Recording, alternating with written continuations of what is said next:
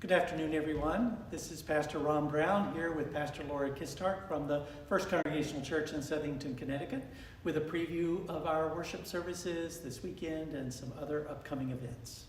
So this upcoming Sunday, March 26th, is the fifth Sunday in Lent. Our worship on Sunday morning will begin at 8 a.m. in the Barnes Memorial Chapel.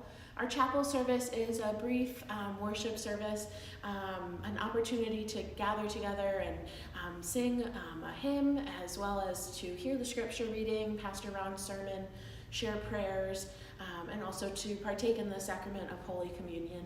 So if you're an early riser, we encourage you to join us at 8 a.m. In the Barnes Memorial Chapel for worship. We continue worship on Sunday morning here in the Meeting House at 10:15. Our 10:15 service features a variety of music, including a traditional hymn as well as more contemporary music. And our 10:15 service has two special things happening this week. So we have a baptism of a young child, and so that's always a wonderful occasion to celebrate with the church family. And we also will be receiving new members during our 10:15 worship service. And so we hope that you will join us, if you're able, in person to be here and to welcome both of those kind of occasions of people joining into the church family. And our 10:15 service, we do have church school for children. So children will be invited to depart for church school after the baptism and have age-appropriate lessons for the remainder of the service. Also, we live stream our 10:15 service, so you can watch that either on Facebook, on our YouTube channel, or directly on the church website. Those are available live on Sunday morning or also archived and available throughout the week. So this week we conclude a series of sermons on parables that are found in the Gospel of Matthew. We will be reading a parable from the 25th chapter this week. It is the last parable that Jesus tells in the Gospel of Matthew and only recorded in the Gospel of Matthew.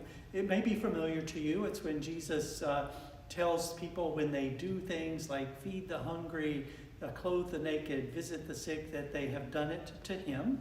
But one of the interesting things about this parable is that people are surprised. Those who have helped others, those who have not helped others, who have ignored others, they're all surprised when they are told that they have done these things, the least of these, and have done them to Jesus. So we'll reflect a little bit on that surprise and what that might mean and what it truly means to see people. So hope you will join us as we conclude this series of sermons on some of the parables in the Gospel of Matthew.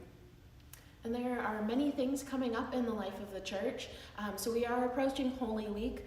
Holy Week begins with Palm Sunday, which is Sunday, April 2nd. And we have a very special service during 10:15 that Sunday. Our confirmation class will be leading worship that day. And we'll share 5 different monologues, so different perspectives that kind of walk us through some of the parts of Holy Week.